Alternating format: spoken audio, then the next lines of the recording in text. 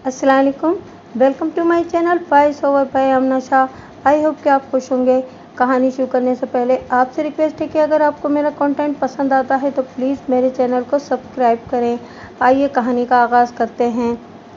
गालिबन ये साल 1962 की बात है। सितंबर का महीना था। दिन को आफताब खूब चमकता और रात होते ही मौसम खुशगवार हो जाता। मैं अगवा के एक केस की तफ्तीश कर रहा था। इस रात अपने कमरे में बैठा मैं देर तक इस केस की ज़िम्नियाँ मुकम्मल करता रहा। रात का 1 बज चुका था। मैं काम मुकम्मल करके कमरे से निकला और थाने के वसी और इस सहन में से गुजरता हुआ मेन गेट की जानिब मुहर्रिर के कमरे की तरफ बढ़ा। स्याह काली रात, तारीक आसमान, पूरे थाने पर सुकूत तारी था। ये चांद की इब्तिदाई तारीखें थीं। मैंने मुहर्रिर को बताया कि मैं घर सोने जा रहा हूँ, सारे दिन का थका हुआ हूँ, बिला ज़रूरत मुझे मत बुलाना। फिर उसको चंद ज़रूरी हिदायत दी और घर जाते ही बिस्तर पर ढेर हो गया। सारे दिन की थकावट थोड़ी ही देर में मैं गहरी नींद सो गया था। मेरी रिहाइश एक सरकारी क्वार्टर में थी जो थाने के साथ ही था। थाने के अंदर से भी मेरे घर की जानिब एक रास्ता था। करीब 4 बजे रात मेरे दरवाजे पर दस्तक हुई। मैंने नींद के आलम में ही पूछा, कौन है? कौन है इस वक्त? मेरी आवाज़ में गुस्सा और नाराज़गी थी। बाहर कुछ देर खामोशी रही। मैं एक बार फिर गुस्से से धाड़ा, जनाब, कत्ल की वारदात हो गई है। ये थाना मुहर्रिर की आवाज़ थी।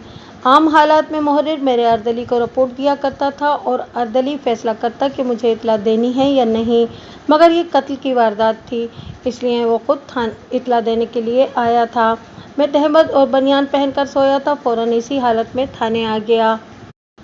2 आदमी मुहर्रिर के कमरे में बैठे हुए थे। एक को मैं जानता था, उसका नाम शरफुद्दीन खान था। थाने के सामने सड़क के पार वाली बस्ती का रहने वाला था। दूसरा आदमी कोट शामसवार का चौकीदार था। मेरी चच्ची और भावत कोट शामसार में कत्ल हो गई हैं। शरफुद्दीन खान ने घबराहट और खौफ से भरपूर लहजे में बताया। कैसे हुआ इनका कत्ल? मैंने माथे पर तेवड़ियाँ डालकर पूछा। चौकीदार से पूछ लें, मैं तो अपने घर में सो रहा था कि इसने आकर ये मनहूस खबर सुना दी। चौकीदार ने बताया कि वो कोट शामसवार खान में मामूल के पहरे पर था कि पठानों के घर की तरफ से इनकी 13-14 साला नौकरानी की चीख और पुकार सुनकर वो चंद दूसरे लोगों के हमरा जो शोर सुनकर जाग उठे थे, इसके घर की जानिब दौड़ा। 2 आदमियों को पठानों के घर से निकलकर भागते हुए देखा। उस वक्त अंधेरा था, इसलिए वो इन्हें पहचान न सका। मैंने शरफुद्दीन खान और चौकीदार से कहा कि कोई दुश्मन या किसी पर शक हो तो बताओ, मगर दोनों ने लाइल्मी का इजहार किया। वाक़ई की तफसील जानने के लिए मैंने चौकीदार को मज़ीद कुरेदा। उसने सिर्फ इतना बताया कि शोर सुनकर जब वो दूसरे अफराद के साथ घर के अंदर दाखिल हुआ तो वहाँ 2 लाशें पड़ी थीं। घर में कोई मर्द नहीं रहता, सिर्फ 2 औरतें जो माँ बेटी हैं और एक 13-14 साला नौकरानी रहती है। कत्ल की तफसील वो लड़की बता सकती है। न किसी से दुश्मनी, न कातिलों का हुलिया, न ही वाक़ये की तफसील। मेरे लिए FIR एक मुश्किल मरहला बन गया। आमतौर पर थानेदार जाए वक़ुआ का मुआयना करने और गवाहों से तफसील जानने के बाद पर्चा दर्ज किया करते हैं ताकि मुकदमे का चालान मुकम्मल करने में आसानी रहे। अधूरी और कमज़ोर FIR पर बनने वाले केस से मुल्ज़िम का वकील फ़ायदा उठाकर अपने मुवक्किल को बरी करवा लेता है। कोट शामसवार खान थाने से 8 मील दूर शुमाल की जानिब वाक़ था और सारा रास्ता कच्चा पक्का था। मौका मुलाहिज़ा करने के बाद FIR तहरीर करना इसलिए मुमकिन न था कि आने जाने में बहुत ताख़ीर हो जाती। पाकिस्तान का मौरिज़ वजूद में आए 13-14 साल हुए थे। उस वक्त वो सारे ही अफसर जिंदा थे जिन्होंने अंग्रेज़ों के साथ सर्विस की थी। इनमें फ़र्ज़ की वो लगन मौजूद थी जो अंग्रेज़ों का तुर्रे इम्तियाज़ था। अंग्रेज़ के दौर में कत्ल और डाकाज़नी बड़े संगीन जुराइम थे। कत्ल या डकैती की इत्तला फ़ौरन दर्ज करनी पड़ती थी। थाना इंचार्ज के लिए लाजमी था कि ऐसी वारदात की तफ्तीश फ़ौरन शुरू करे और पर्चे की नकल DSP और SP को जल्द से जल्द इरसाल करे। ऐसी वारदातों को हम स्पेशल रिपोर्ट केस कहते हैं। फ़ौरन पूरी मशीनरी हरकत में आ जाती। अंग्रेज़ DSP और SP खुद मौका वारदात पर पहुंच जाते थे। मैंने चौकीदार की फराहम करदा मालूमात पर इक्तफ़ा करते हुए पर्चा दर्ज कर लिया और आखिर में लिखा कि मज़ीद तफसील नौकरानी बता सकती है। मैंने मुहर्रिर को वारदात की इत्तला आला अफसरान को भिजवाने का हुक्म दिया और ख़ुद एक हेड कांस्टेबल और 4 कांस्टेबलों का हमरा बावर्दी मौका वारदात पर रवाना हो गया। कोच शामसवार खान पहुंचने तक सूरज की रोशनी नमूदार हो चुकी थी। मैं चौकीदार और शरफुद्दीन खान के हमरा कत्लगाह में दाखिल हुआ। ये पुख्ता ईंटों से तामीर शुदा एक वसी मकान था। दरवाजे में दाखिल होते ही ड्योढ़ी थी जिस पर छत थी। कच्चे सहन में गोबर की रिपाई बड़ी नफासत से की गई थी। बाएं हाथ सीढ़ियां थीं जो ड्योढ़ी की छत तक जाती थीं। सहन के आगे दलान था और फिर एक बड़ा कमरा था। सहन में 2 चारपाइयां बिस्तर समेत पड़ी थीं। एक पर एक औरत की खूनालूद लाश पड़ी थी जिसकी उम्र 80 साल के लगभग थी।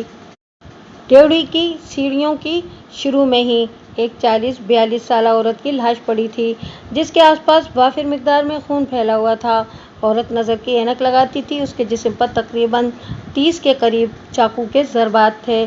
बूढ़ी औरत को सिर्फ 4 वार चाकू के किए गए थे जिनमें 3 वार सीने में थे। दूसरी औरत पर ज़्यादा वार पेट और पुश्त पर किए गए थे। मैंने सहन का बगौर जायज़ा लिया। वहाँ एक 303 गन का कारतूस पड़ा मिला। ये शायद फायर न हो सका और मिस हो गया था। सहन की लिपाई की जाती थी इसलिए वहाँ कोई काबिल ज़िक्र खुरा न मिला। सहन के बाएं जानिब पिछले कमरे के साथ 7 फीट ऊंची दीवार थी। इस दीवार के पास गोबर के जले हुए उपलों की राख पड़ी थी जिस पर दाएं पाँव का एक खुरा बड़ा साफ था। मेरे ख्याल में मुलजिम तादाद में 3 थे। 2 दरवाजे के रास्ते भागे और तीसरा दीवार फलांग कर भागा था। दीवार पर चढ़ने के निशानात वाज़े थे। पाँव का ये निशान जिसे हम खुरा कहते हैं फ्लैट शूज़ का था और ताज़ा था। मैंने खोजी को बुलाकर खुरा दिखाया और 2 कांस्टेबलों के हमरा इसे खुरे के पीछे रवाना कर दिया। मोहतरम अहमद यार खान साहब की कहानियों में आप खुरे और खोजी के बारे में काफ़ी पढ़ चुके होंगे। मैंने इस खुरे का मोल्ड भी तैयार कर लिया। पाँव के निशानात जो ज़रा गहरे हों इनमें प्लास्टर ऑफ पेरिस का महलूल डालकर थोड़ी देर बाद देखें तो महलूल जमकर सख्त हो जाता है और खुरे के सांचे में पूरा ढल चुका होता है। मुलजिम की शनाख्त करने में ये मोल्ड मददगार साबित होता है। मैंने अभी तक कत्ल के मुहर्रिकात के बारे में कोई पूछगछ न की थी। मैं सबसे पहले मौक़े वारदात पर मुजरिमों के छोड़े हुए सुराग बारीक बीनी से जमा कर लेना ज़रूरी समझता था। ड्योढ़ी, सहन और दालान का जायज़ा लेता हुआ मैं सामने के बड़े कमरे में चला गया। वहाँ एक चारपाई बिछी थी जिस पर बिस्तर बिछा हुआ था। दूसरी तरफ चंद छोटे बड़े संदूक लोहे की बड़ी पेटी पर रखे थे। मैंने संदूकों का बारी बारी मुआयना किया। ये तादाद में 5 थे। 2 पर कुफल पड़े थे। हर चीज़ ठीक हालत में थी। कातिलों ने किसी चीज़ को नहीं छेड़ा था जिसका मतलब ये था कि चोरी या डाके की वारदात नहीं बल्कि मुलजिमों का मकसद सिर्फ और सिर्फ इन औरतों को कत्ल करना था। कमरे के मायने के बाद मैं सहन में लाशों की मर्ग रिपोर्ट तैयार कर रहा था कि खोजी और उसके हमरा जाने वाले कांस्टेबल वापस आ गए। उन्होंने बताया कि गांव के बिल्कुल साथ राजबा छोटी नहर है। यहाँ से राजबा तक खुरा मिलता है। राजबा के दूसरे किनारे पर ऊंची घास है जिसमें खुरा मिलना मुश्किल है। जहाँ घास खत्म होती है वहाँ से नरम मट्टी वाली ज़मीन शुरू होती है। खोजी खुरा तलाश करता राजबा के दूसरे किनारे पर पहुँचा लेकिन नरम मट्टी पर बेशुमार ढोर डंगर फिर चुके थे। खोजी ने भी कहा कि मुलजिम तादाद में 3 थे। खोजी ने अपने मुशाहिदे और तजुर्बे के मुताबिक ये भी बताया कि तीसरा मुलजिम जिसका खुरा उपलों की राख पर मिला था वो दीवार फलांग कर पहले खेतों में भागता रहा फिर राजबा में उतरा और दूसरी तरफ उसका खुरा बिल्कुल गायब था। बाकी 2 खुरे भी फ्लैट शूज़ के थे। मेरा ख्याल ये था कि मुलजिमों ने राजबा से निकलते वक्त धोखा देने के लिए फ्लैट शूज़ उतारकर दूसरे जूते पहन लिए होंगे। मैंने गांव के नंबरदार से कहा कि इस घर की नौकरानी को लेके मेरे पास आए। वारदात से अब तक नौकरानी नंबरदार के घर में थी। वो उसे अपने साथ ले आया। उसका रंग खौफ से पीला पड़ गया था बल्कि दहशत की वजह से तेज़ बुखार में भी फूंक रही थी। 13 साल की तो वो लड़की थी। मेरे पास इतना वक्त नहीं था कि मैं नौकरानी के नॉर्मल हालत में आने का इंतज़ार करता। मैंने उसे अपने पास बिठाकर प्यार किया और उसके साथ इधर उधर की बातें करने लगा। 15-20 मिनट की मेहनत के बाद वो पूरी तरह नॉर्मल तो ना हुई लेकिन मैंने उसे इस काबिल कर लिया था कि वारदात के बारे में बयान दे सके। इस नौकरानी ने बताया कि सहन में वो और बूढ़ी औरत रहमत बीबी साथ-साथ चारपाइयाँ बिछाए सो रही थीं। ड्योढ़ी की छत पर रहमत बीबी की बेटी शमीम सो रही थी। बरामदे में लालटेन जल रही थी। आधी रात का वक्त था कि 3 आदमी दीवार फलांग कर अंदर आए। उन्होंने मुंह पर ढाटे बांध रखे थे। नौकरानी ने बताया कि 2 आदमी जिनके हाथ में चाकू थे रहमत बीबी की चारपाई की तरफ बढ़े। एक आदमी सिरहाने और दूसरा तकिए की तरफ खड़ा हो गया। तीसरा आदमी जिसके हाथ में सोटा था थोड़ी दूर एक साइड पर खड़ा रहा। आहट सुनकर रहमत बीवी जाग उठी। उसने हाथ जोड़कर उनसे मिन्नत समाजत की कि जो कुछ ले जाना चाहते हो, अंदर कमरे में संदूक पड़े हैं, ले जाओ। सिराने वाली साइड पर खड़े आदमी ने चाकू के 2-3 वार रहमत बीवी पर किए। रहमत बीवी की चीख निकली। माँ की आवाज़ सुनकर छत पर सोई हुई शमीम ने आवाज़ देकर पूछा, माँ क्या बात है? सिराने वाले आदमी ने इस दौरान एक और चाकू रहमत बीवी को मारा। दूसरी चीख सुनकर शमीम माँ को आवाज़ें देती सीढ़ियों से नीचे उतरी। दोनों आदमी लपक कर सीढ़ियों की दोनों साइडों पर हो गए। जो ही शमीम ने आखिरी सीढ़ी पर पाँव रखा, दोनों ने उस पर हमला कर दिया और चाकुओं के कई वार किए। शमीम की उम्र 40 साल के लगभग थी। चाकू लगने के बावजूद भी वो एक आदमी से गुत्थम गुत्था हो गई। दोनों ने शमीम को ज़मीन पर गिरा लिया और मुसलसल चाकू मारते रहे। लड़की ने बताया कि जब वो रहमत बीवी को मार रहे थे तो वो दम साधे बेहोश हरकत पड़ी रही, लेकिन उन्होंने शमीम पर हमला किया तो वह हिम्मत करके डेवड़ी की तरफ भागी। इनमें से एक आदमी ने दौड़कर लड़की को पकड़ लिया और गर्दन से उठाकर जमीन पर दे पटका। लड़की बेहोश हो गई। कातिल सामने वाले कमरे में चले गए। लड़की को जरा सा होश आया। वो दरवाजे खोलकर बाहर को भागी और जोर जोर से चीखी चिल्लाई। शोर सुनकर वो कातिल घबराकर खुले दरवाजे से बाहर को भागे। इतनी देर में चौकीदार और दूसरे लोग लड़की का शोर सुनकर इधर आ गए। एक मुलजिम अभी अंदर ही था। उसके पास बंदूक थी। लोगों को दरवाजे की तरफ बढ़ता देखकर उसने इस सिमत फायर किया जो मिस हो गया। इस दौरान वो दीवार फलांग कर भाग गया। मैंने लड़की के बयान में ये बात दानिस्ता छोड़ दी थी कि कातिलों ने ढाटे बांध रखे थे। मुझे चौकीदार ने थाने में ये बात बताई थी, लेकिन मैंने जानबूझकर FIR में ये बात नहीं लिखी थी। ये एक अंधा कत्ल था, जिसे आप ब्लाइंड मर्डर भी कह सकते हैं। इस तरह के केस पुलिस के लिए निहायत पेचीदा होते हैं, जहां कातिलों को ना तो किसी ने पहचाना होता है, ना हुलिया बताया होता है और ना ही कोई दूसरा सबूत मैसर होता है। मुझे यकीन था कि मैं कातिलों तक ज़रूर पहुंच जाऊंगा।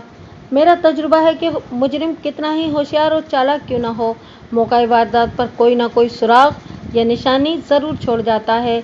आजकल के थानेदार जो सिफारिश के बलबूते पर महकमा पुलिस में भर्ती हो रहे हैं और अपने काम में महारत हासिल करने की बजाय इनकी तमाम तर तवज्जो रिश्वत और हरामखोरी पर होती है।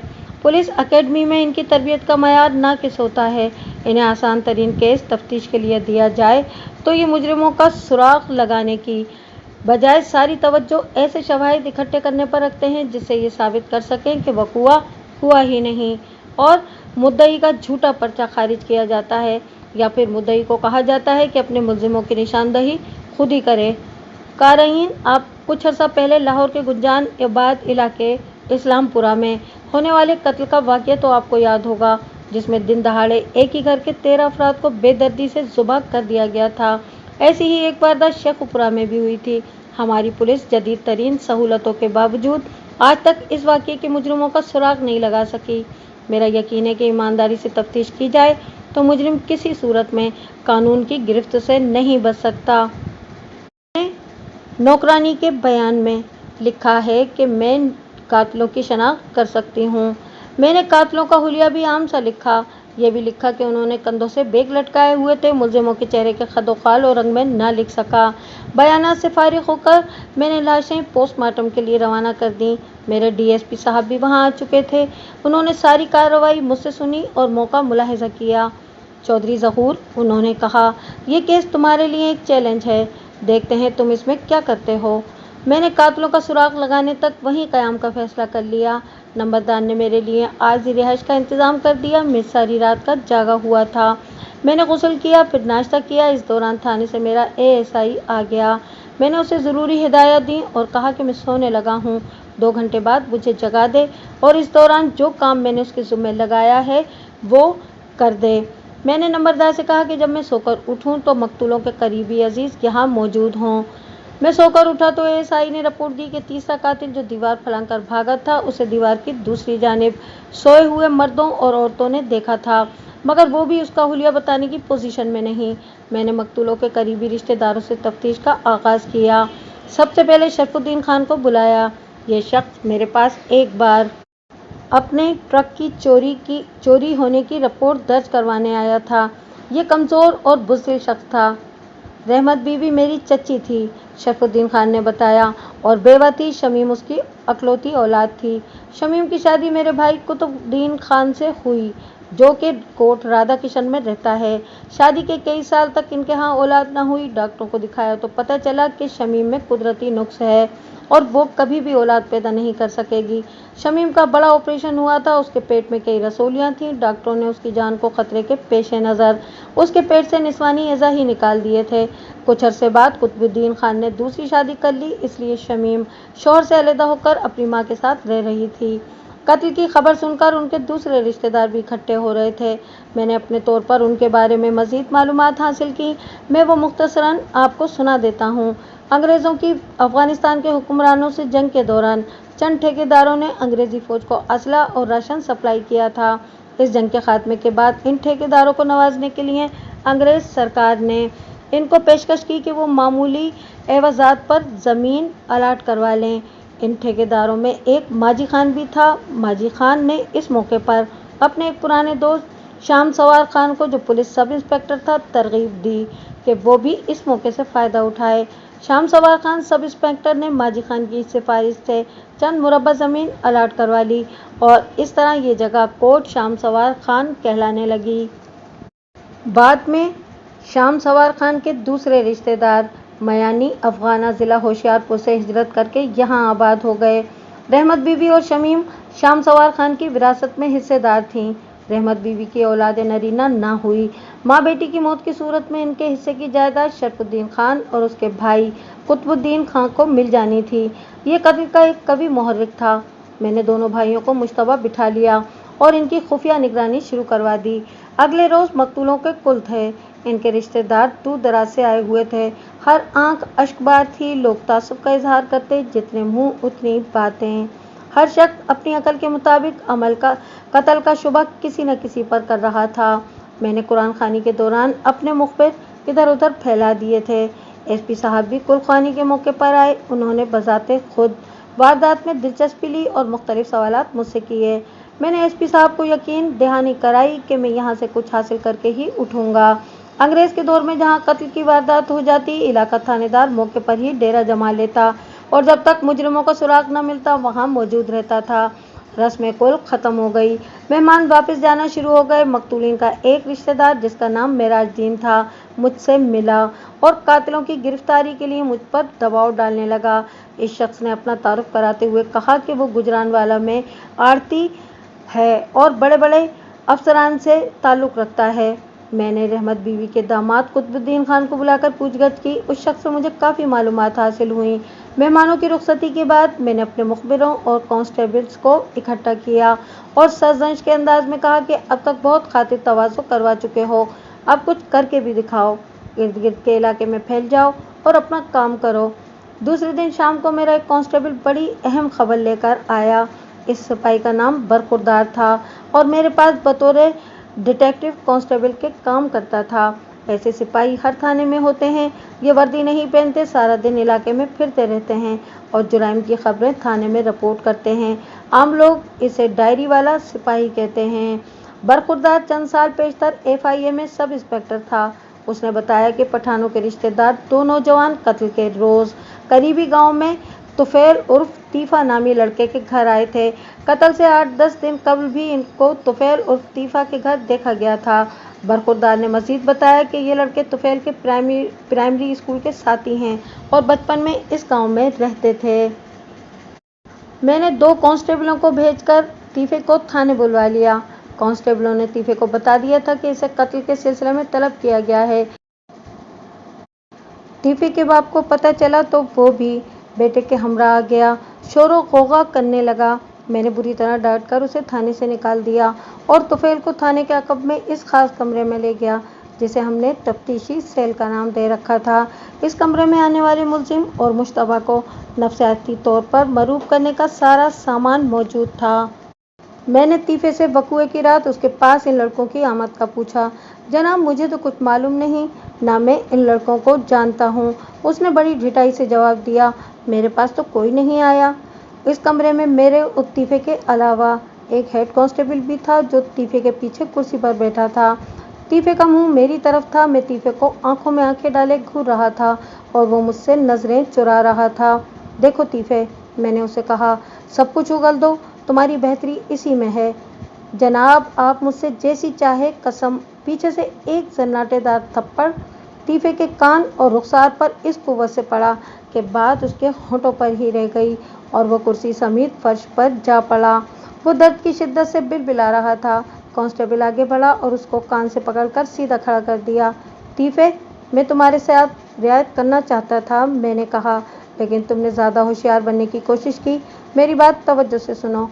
कत्ल की रात 2 पठान लड़के तुम्हारे घर आए थे। वहाँ से उन्होंने तुम्हें भी साथ लिया। तुमने उनके साथ मिलकर 2 औरतों को कत्ल किया है और मैं तुमको दोहरे कत्ल के इल्ज़ाम में गिरफ्तार करता हूँ।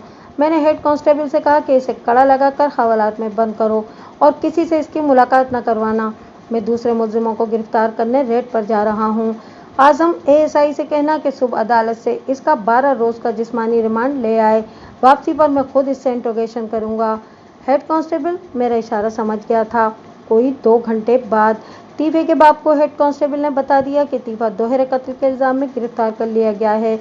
एक तरफ टीफे का हवालात में रो रो कर बुरा हाल था, तो दूसरी तरफ उसका बाप हेड कांस्टेबल की मिन्नत समाजत कर रहा था कि एक बार उसकी बेटे से मुलाकात करवा दे।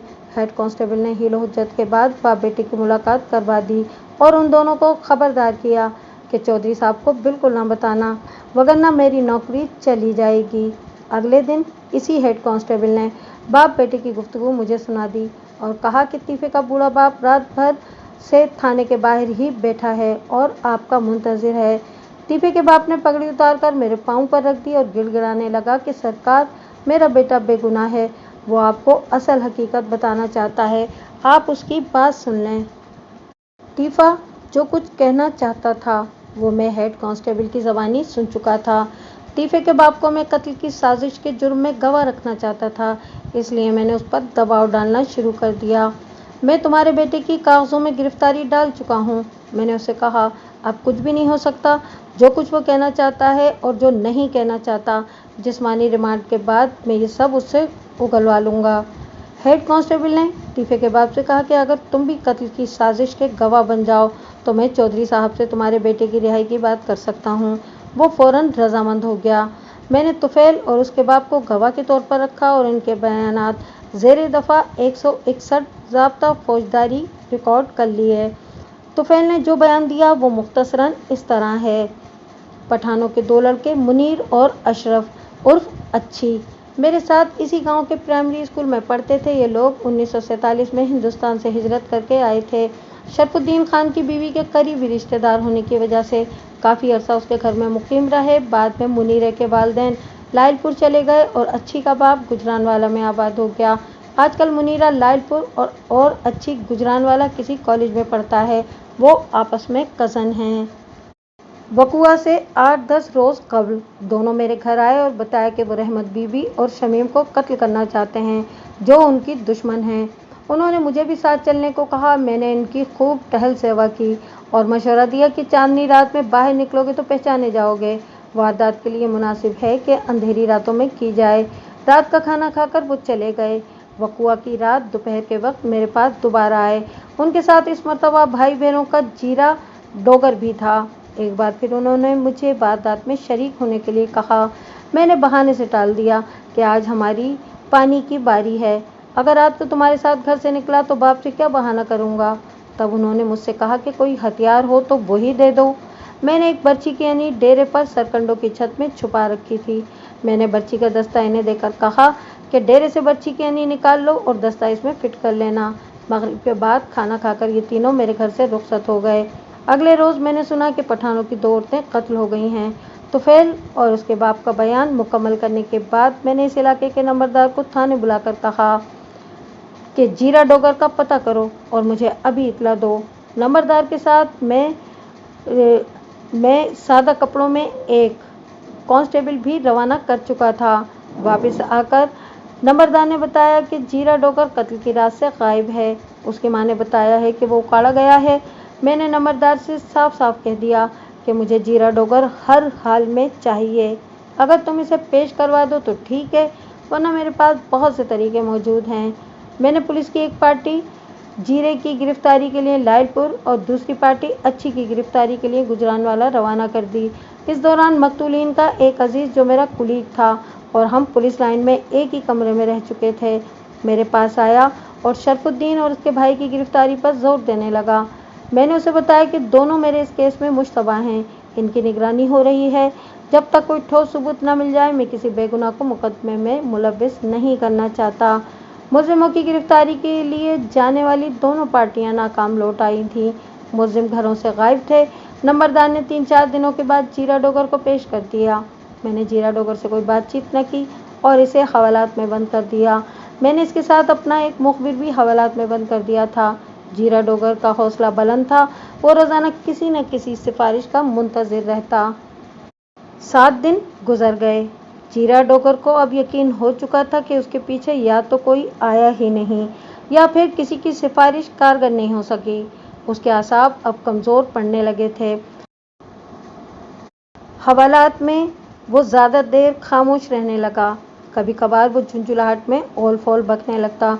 मुझे इन अलामात की इत्तला मिली तो मैंने उसे हवालात से निकाल कर तफ्तीशी सेल में पहुंचाया और पूछगछ का आगाज कर दिया।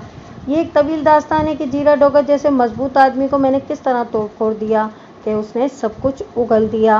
मुख्तसर अल्फाज में उसकी बयान करदा कहानी आपको सुनाता हूँ। रहमत बीबी और शमीम को शाम सवार खान की विरासत में ज़मीन और जायदाद के अलावा बहुत कुछ नगद भी हिस्से में आया था। रहमत बीबी औलाद नरीना से महरूम थी। इनके मरने की सूरत में इस जायदाद का कसीर हिस्सा शरफुद्दीन खान को मिल जाना था। शरफुद्दीन की बीवी इस इंतज़ार में बेचैन थी कि कब ये दोनों ख़त्म हों और उनको जायदाद मिले। मुनीरे और अच्छी का बचपन शरफुद्दीन के घर गुजरा था। एक अरसे बाद दोनों लड़के मैट्रिक में इम्तहान देने शरफुद्दीन के घर क़याम पजीर हुए। शरफुद्दीन की बीवी ने इन लड़कों की खूब खिदमत की। उसने कई मरतबा इनके सामने कहा कि कब ये रहमत बीबी मरे और उनको कुछ मिल सके। शरफुद्दीन की बीवी ने आहिस्ता आहिस्ता दोनों लड़कों के दिमाग पर कब्जा कर लिया और दोनों को तरकीब दी कि बुढ़िया को कत्ल कर दें। मैं यहाँ ये जाहिर नहीं करूँगा कि उसने लड़कों को क्या लालच दिया था।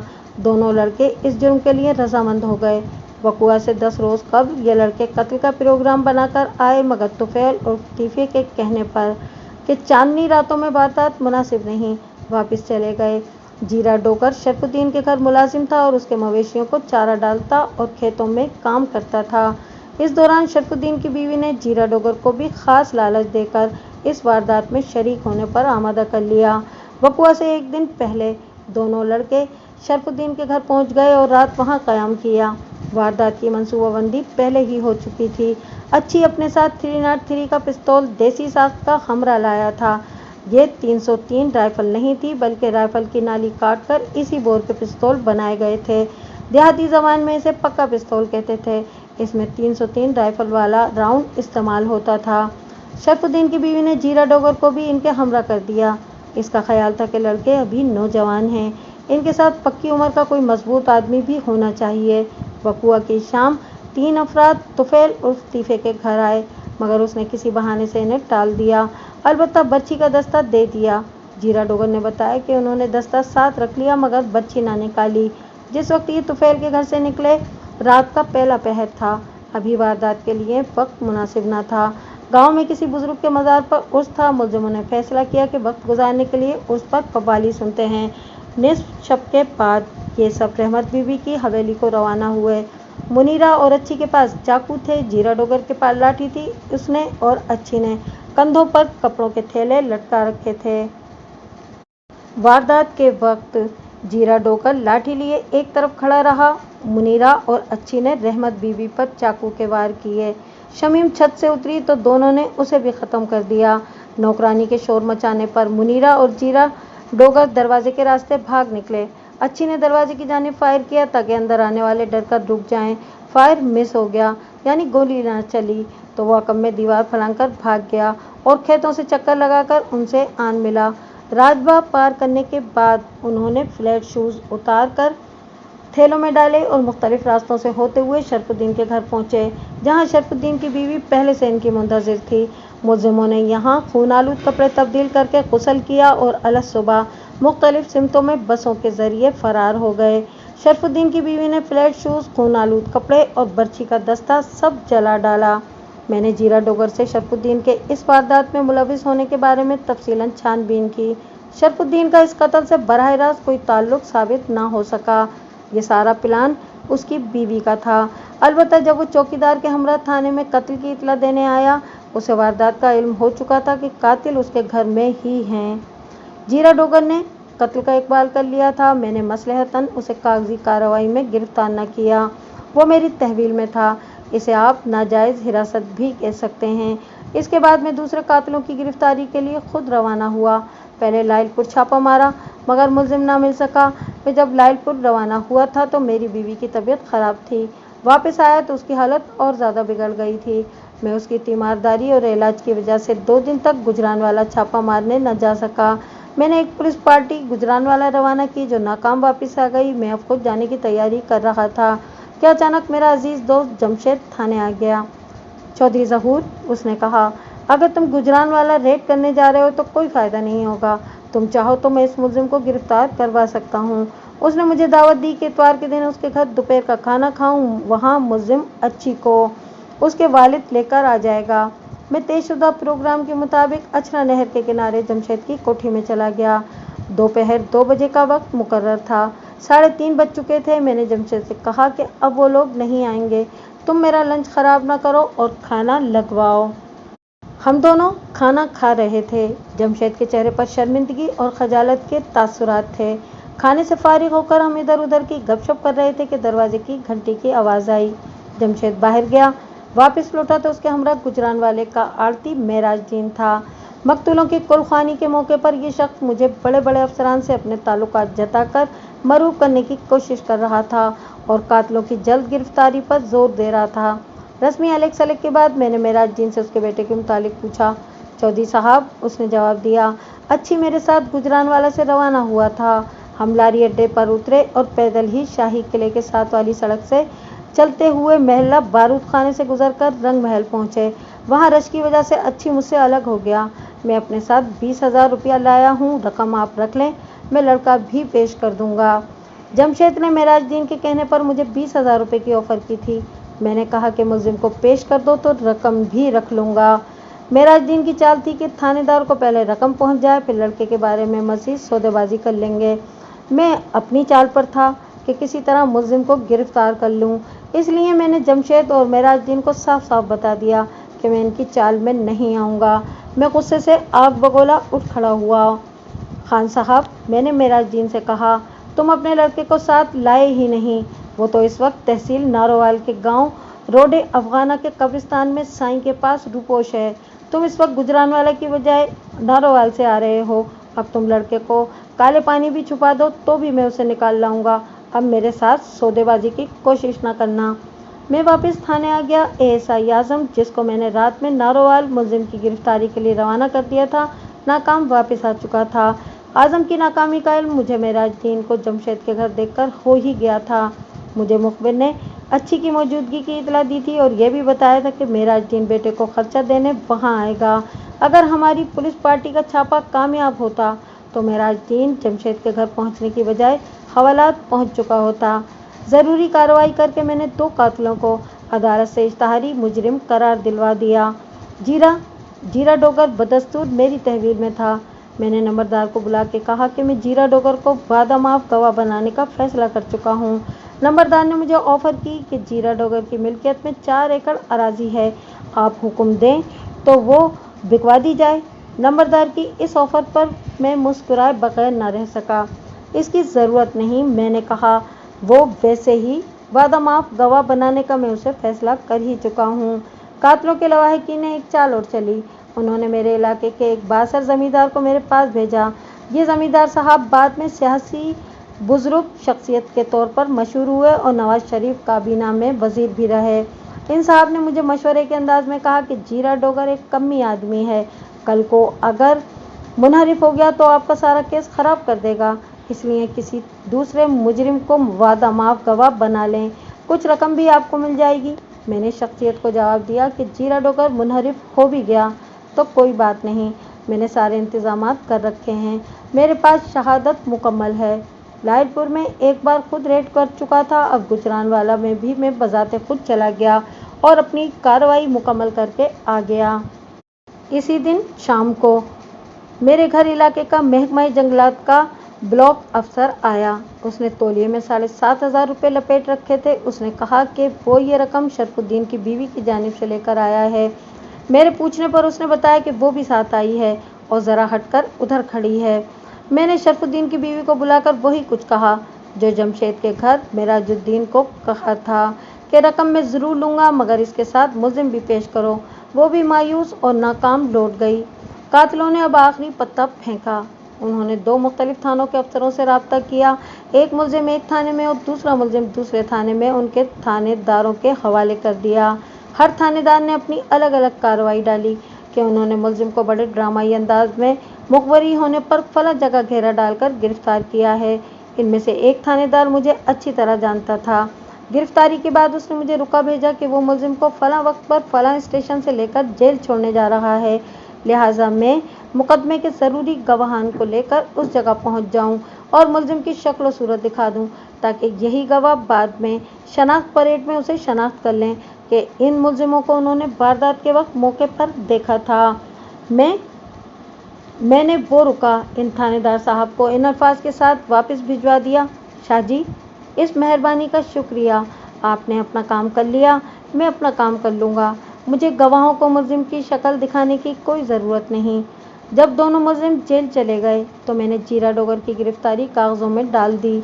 2 यौम बाद मैंने नौकरानी को लेकर मुल्ज़िमों की शनाख्ती परेड करवाने जेल में लेके गया। वहाँ पर जनाब ए हकीम साहब तहसीलदार, जो बाद में डिप्टी कमिश्नर सरगोदा भी रहे, मौजूद थे। शनाख्त परेड से पहले मेरी इनसे अलेख सलेख हुई। क्यों भाई चौधरी, क्या पोजीशन है? उन्होंने मुझसे पूछा। सब अच्छा है सर, मैंने मुस्कुराकर रवायती सा जवाब दिया। शनाख्ती परेड शुरू हो गई। पोजीशन बदलकर 3 बार मुल्ज़िमों को मुख्तलिफ अंदाज में खड़ा किया। नौकरानी ने हर बार दोनों कातिलों को बिल्कुल दुरुस्त तौर पर शनाख्त किया। मैंने मुल्ज़िमों का रिमांड वापस लिया और अब मुल्ज़िम मेरे कब्ज़े में थे। उसी रोज़ मैंने शरफुद्दीन की बीवी को भी गिरफ्तार कर लिया, क्योंकि अब वो यहाँ से फ़रार होने की तैयारी कर रही थी कि मेरे मुखबिर ने, जो उसकी निगरानी पर मामूर था, थाने में इतला कर दी। मैं शनाख्त परेड के बारे में आपकी हैरानगी दूर करना चाहता हूँ। रात का वक्त था और मुल्ज़िमों के चेहरे ढाटों में पोशीदा थे। फिर इतनी कमसिन लड़की पर दहशत भी तारी थी। सोचा भी नहीं जा सकता था कि ये लड़की मुल्ज़िमों को शनाख्त कर लेगी। मैं आपको बता चुका हूँ कि कातिलों की गिरफ्तारी के लिए मैं खुद एक बार लालपुर और गुजरानवाला गया था। मैंने वहाँ के नज़दीकी पुलिस स्टेशन की मदद से कई मकामात पर मुल्ज़िमों की तलाश में रेड किया। मुनीर और अच्छी के कॉलेज भी गया था और इनके प्रिंसिपल से मुलाकात की थी। मैंने कॉलेज के रिकॉर्ड से इनकी तस्वीर हासिल कर ली थी। मुनीरे की पासपोर्ट साइज़ तस्वीर के अलावा एक ग्रुप फ़ोटो भी मेरे हाथ आई थी। शनाख्त परेड से पहले मैंने ये तस्वीर कई बार नौकरानी को दिखाई और मुल्ज़िमों का हुलिया उसे अजबर करा दिया था। मेरा ज़ाती तौर पर मुल्ज़िमों के घरों में रेड करने का मकसद असल में इनकी तस्वीर का हुसूल था। राजदारी के पेश नज़र मैंने ये काम खुद ही किया था। कायदे कानून को देखें तो ऐसा नहीं किया जाता, लेकिन यकीन हो जाए कि मुल्ज़िम यही हैं तो इन्हें सज़ा दिलवाने के लिए कहीं डंडी मारनी पड़ती है। रिमांड के दौरान कातिलों ने मौके वारदात पर जाकर सब गांव वालों के सामने वारदात की तस्दीक की और बताया कि वो किस तरह अंदर दाखिल हुए और कहां-कहां खड़े होकर किस-किस को चाकू मारे। अब मसला आलात कत्ल की बरामदगी का था, जिसके बगैर मुजरिमों पर जुर्म साबित नहीं हो सकता था। अच्छी ने बताया कि उसने पिस्तौल इस वक्त दरियाए रावी में फेंक दिया था जब वो बस में गुजरानवाला फरार होकर जा रहा था। बाकी सारा सामान जो वारदात में इस्तेमाल हुआ, शरफुद्दीन की बीवी ने जला दिया था। मैंने अपने वाकिफकार 1-2 बदमाशों से कहकर एक पिस्तौल मंगवा लिया। चंद कारतूस जो पहले से पानी में भिगो कर रखे हुए थे, इसे फायर किए। हत्ता कि जब एक कारतूस मिस हो गया तो इसे पिस्तौल समेत ब्लास्टिक एक्सपर्ट के पास तज्जिए के लिए भिजवा दिया। बाजार से नए फ्लैट शूज़ खरीदे, एक लाठी भी मंगवाकर उस पर ताज़ा खून के छींटे मारे। ये खून बिल्कुल इंसानी था। मेरे पास लड़ाई झगड़ों का कोई केस आया, मजरूब का खून बह रहा था। मैंने इस खून को अपने मकसद के लिए इस्तेमाल किया। लेबोरेटरी से तज्जिया आया कि इन अशिया पर इंसानी खून के दाग मौजूद हैं। इसके बाद मैंने वादा माफ गवाह का अदालत में बयान करवाना था। मैंने उसकी मां को और नंबरदार को बुलाकर कहा कि मैंने हज़ारों रुपए की रिश्वत ठुकराकर जीरा डोकर को वादा माफ गवाह बनाया है। अब इसे भी चाहिए कि सच और सही बयान दे। मैं जीरा डोकर, उसकी मां और नंबरदार को मस्जिद में ले गया। वहां जीरा डोकर ने कुरान पाक पर कसम खाकर वादा किया कि वो सही बयान देगा। लाहौर में चौबुर्जी चौक में आजकल एक अजीमुशान खैराती अस्पताल बन रहा है। यह अस्पताल सुरैया अजीम वक्फे अस्पताल के नाम से मंसूब है। मोहतरमा सुरैया अजीम साहिबा उन दिनों लाहौर में मजिस्ट्रेट हुआ करती थीं। उन्होंने जीरा डोगर का बयान कलमबंद किया जो उसने बिल्कुल दुरुस्त दिया था। तमाम कातिलों को जेल भिजवाकर मैंने मुकदमे का चालान मुकम्मल करके अदालत में भेज दिया। जब सेशन कोर्ट में मुकदमे की समाअत शुरू हुई और मैं गवाही देने गया तो मुझे मालूम हुआ कि जीरा डोकर वादा माफ गवाही से मुनहरिफ हो रहा है। मैंने जीरा डोकर को याद दिलाया कि तुमने कुरान पाक पर हलफ उठाया था, अल्लाह से डरो, मगर वो मुनहरिफ हो गया। इसके बावजूद बाकी मुल्जिमों के खिलाफ मैंने बड़े ठोस सबूत मुकदमे में लगाए थे, इनको सजाएं हो गईं। जीरा डोगर का मैंने पहले ही इंतज़ाम कर रखा था। वादा माफ अगर मुनहरिफ हो जाए तो उसकी वादा माफ़ी ख़त्म हो जाती है और वो मुल्जिम बन जाता है। तफ्तीशी अफसर ने आमतौर पर मुकदमे में वादा माफ के खिलाफ कोई मेहनत नहीं की होती, इसलिए वो सज़ा से बच जाता है। मैंने जीरा डोगर के खिलाफ सबसे पहले शहादत जमा की थी और उसकी बदनीयती का मुनासिब इंतज़ाम कर रखा था। जीरा डोगर के खिलाफ बाद में मुकदमे की समाअत शुरू हुई और उसके खिलाफ ठोस शहादतों की बुनियाद पर उसको भी सज़ा हो गई। मैं उसके खिलाफ मुकदमे में अदालत के तलब करने पर गवाही के लिए गया तो जीरा डोगर मुझे कहने लगा, चौधरी साहब गलती हो गई, मुझे माफ़ कर दें। मैंने उसे जवाब दिया कि मैंने तो तुम्हें शुरू में ही माफ़ कर दिया और वादा माफ गवाह बनाया था। तुमने अल्लाह की मुक़द्दस किताब पर हलफ लेकर झूठ बोला, खुदा तुम्हें माफ़ नहीं करेगा। नतीजे के तौर पर जीरा डोगर, जिसे बाहर की दुनिया में आज़ाद फिरना चाहिए था, जेल की सलाखों के पीछे था।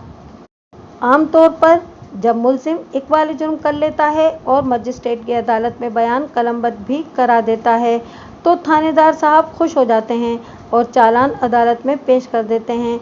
मुल्जिम अगर अपने इकबाली बयान से मुनहरिफ हो जाए तो इसे सज़ा दिलाना नामुमकिन नहीं होता। अक्लमंद थानेदार इकबाली जुर्म के साथ पूरी शहादत और सबूत तैयार रखते हैं जिससे इसका जुर्म साबित हो जाता है। अक्सर केसों में मुकम्मल शहादत नहीं मिल सकी। ये खाली खाने झूठे गवाहों से और जाली एक्सबिट रखकर पुर किए जाते हैं, जिसे पुलिस की ज़बान में पेंडिंग कहते हैं। ये पेंडिंग इसी सूरत में की जाती है जब यकीन हो जाता है कि इस वारदात में मुजरिम यही शख्स या अशखास हैं। अगर पुलिस पेंडिंग ना करे तो मुजरिमों को कैफर किरदार तक पहुंचाना नामुमकिन हो जाए। मैंने जीरा डोगर के मुनहरिफ हो जाने की सूरत में पेंडिंग का निहायत अच्छा बंदोबस्त कर रखा था।